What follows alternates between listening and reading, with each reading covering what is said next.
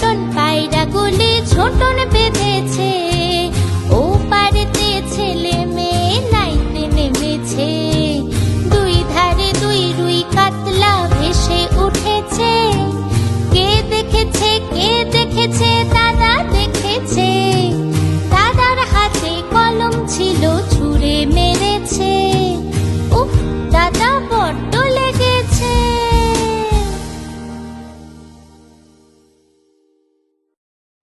Hello বন্ধুরা, আশা করি তোমাদের এই ভিডিওটি খুব ভালো লেগেছে।